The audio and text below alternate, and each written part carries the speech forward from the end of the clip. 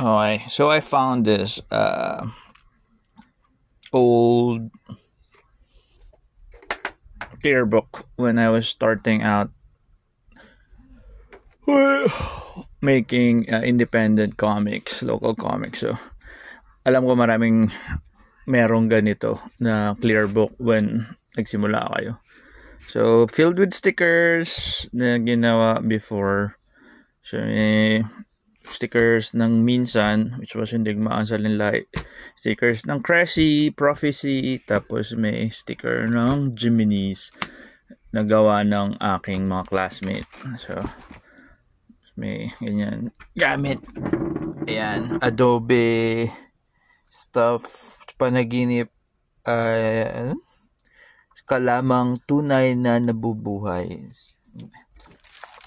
So, ayan, ito ata yung signatures na original version ng Digmaang Salinlahi 1. And tapos, may, ito yung pages nung sinali ko sa C3Con. Ayan. Hindi siya originals and printouts to. Yung originals nito was 11 by 17. Kasi feeling tayo, tawag dun. Yun daw yung proper way na paggawa ng comics before. Ayan. Spread. So, may ganyan. Tapos may nirip off ko to sa Battle Chasers. Pero una ko siyang nakita sa Bastard. Tapos may ganyan. Tapos may ganyan. Tapos may ganyan. Ay, yun. Ayan siya spread ulit. Ito gawa to ng drawing to ng classmate ko si Paolo. Tapos may glare, sorry sa glare. Tapos ito signatures din to. Tapos may mga artworks, old artworks. Print up, puro print to. Yan, ito gawa to yung drawing ni sino nag-drawing nito? Si Jojo. Si Jo. Ito drawing ko. Yung malaki drawing ni Charlie. Yan. Mga first na painter gamit Corel Painter. First stuff. Kasi ito characters na hindi ko na nagamit. Tapos yung colored version ng comics. Colored version. Tapos may children. Ito yung cover nung sinali kong indie sa Culture Crash Comics Creation Contest. Ito drawing ni Carlo.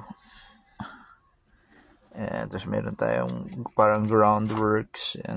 Drawing ni Master Elmer Damaso. Drawing ni Madam Joanna Tinio Kalingo. Drawing ni Sir Dylan Liwanag, si Cervantes. Yan. Sir Ringo. Ito mga kasabayan ko yan. Lumang drawing ko. Chibi ni Ultra Jan. Cover na ginawa ko para kay Sherry, para sa comics niya. Tapos children version dapat ng Maang Salinlahi. Kobori Kikiam na mga fan art. Ayan, ito yung original art. Ito yung original art. Original art. Yung carpool art for Sherry. Tapos ito yung original design ni Ultra John. So, ito ay ano ba to? Drawing ni Sir Elmer ulit ni Ultra John. Tapos isa sa mga una kong digitally color time na yon gawa ni Sir Wilson Tortosa, batch 72 ni Sir Budgetan at Arnold Are. Tapos gawa namin ni Keso. Mga kinulayan kong tikbalang. Ayan, kinulayan kong tikbalang. Gawa to ng aking idol na si Michael Jason Paz. Yan, yung nag-drawing yan. Tapos kinulayan ko.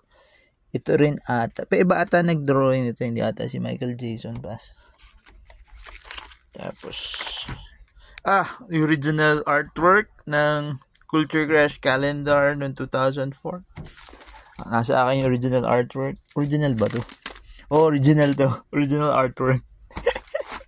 Tapos meron tayong mga early design works for Culture Crash.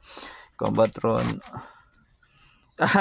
Isa sa mga nung nag-advertising ako, gumagawa ako ng collaterals, Nesty, parang ano yan, yung basta yung nakasabit dun sa mga ano. Tapos comics at iba pa, cover. May gawa ako ni Madam Frances.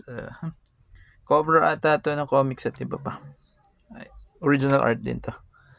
Tapos mga nilayout ko for 7Cs. Ayan.